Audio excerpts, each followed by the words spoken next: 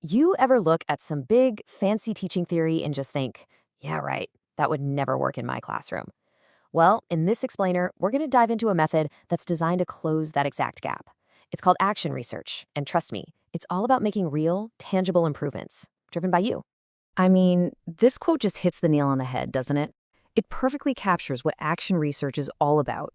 It's not about floating around in the clouds with abstract ideas. Nope. It's about building a solid, practical bridge between all that theory and the day-to-day reality of your classroom. All right, so here's our game plan for this explainer. We're going to start with that age-old problem, theory versus practice. Then we'll jump back in time to see where action research came from. We'll nail down what it is, why you should even care about it, and just as important, what it isn't. And then we'll wrap up by teeing up our next session where we get into the real how-to. Okay, let's be real. We've all been there. You're reading about some groundbreaking educational theory, and it sounds amazing on paper. But then you try to picture it in your classroom with your actual students, and it just feels like it's from a different universe, right? There's this huge gaping chasm between the research and the reality we live in every day. And, a huge reason for that gap is this right here. So much traditional research feels like it's done to us, not with us. Some expert comes in, studies the situation, writes a paper, and then they're gone. Action research, it completely flips that script. It puts the power to investigate, to understand, and to actually make things better right into your hands, the hands of the person on the ground doing the work. And just so you know, this isn't some trendy new buzzword. Not at all. Action research has been around for a while. It's got deep roots, and it was literally forged in the field, born from a need to solve actual, real-world problems, not just talk about them in a university seminar. So its story really kicks off back in the 1940s with a social psychologist named Kurt Lewin. He was all about tackling practical social issues head-on. But the idea really exploded in education over in the UK during the 70s.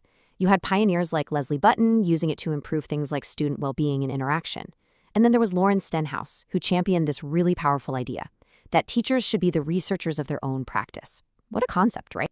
Okay, so we've been throwing the term around a lot. Let's get down to it.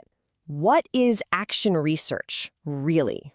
Well, at its heart, it's basically a structured, disciplined way of looking in the mirror.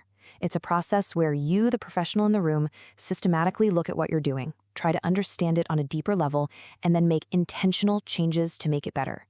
It's not just thinking, it's inquiry that actually leads to action. And look, this is what cuts through all the fancy academic jargon. The whole shebang, every model, every cycle, it all boils down to this one single, incredibly powerful question. How do I improve my work? See the shift? It's not, how can some theory improve my work? It's, how can I, right here, right now, make my work better? That's a game changer. Now, let's be super clear. This isn't the tool you'd use to try and solve national education policy. No way. Action research is laser-focused on your world, your immediate context. It's perfect for tackling the stuff you can actually influence, things happening right there in your own classroom or school. Asking questions about whether your teaching methods are working, trying to boost student engagement, or testing out a new strategy you've been thinking about. Okay, I can almost hear what you're thinking. Are you kidding me? I'm already buried in work. Why on earth would I add researcher to my job title? And look, that is a totally fair question. But the motivation here isn't about just piling more stuff onto your plate. No, the real motivation is so much deeper than that. It's about taking the wheel. It's about stopping being just a passive recipient of whatever professional development comes your way and becoming the active driver of your own growth. So here's the bottom line. This isn't just research for the sake of research. It's a super practical tool. It helps you solve the problems you're facing right now.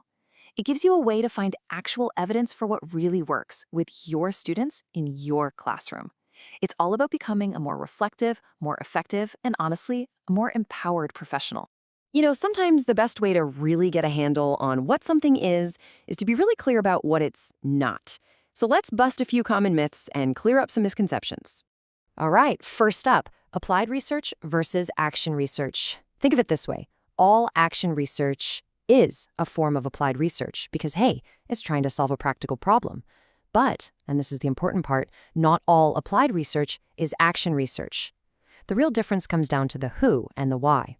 So if an outside expert comes in to study classroom behavior, that's applied research. But if a teacher studies their own classroom behavior to improve their own practice, boom, that's action research. And that leads us right into the next big distinction. You see, traditional academic research is often on a hunt for these big, universal truths, theories that are supposed to apply to everyone, everywhere. Action research is basically the exact opposite. It's not looking for a silver bullet. It's looking for practical wisdom that works in one specific, local place. The goal isn't to publish a grand theory for the entire world, it's to find a solution that works for you and your students, right here, right now. Okay, so we've covered the what and the why. We've talked about where it comes from, what it's for, and what makes it so different. Which, of course, leads to the single most important question. This all sounds great, but how do I actually do it? Well, you are in luck, because that is exactly what we are going to tackle in our next explainer. We're going to move past the what and why and dive straight into the how, the practical, step-by-step frameworks that give you a clear roadmap to follow for your own research. We're going to unpack those classic models from the pioneers, guys like Lewin, Kemmis, Susman, and Eliot.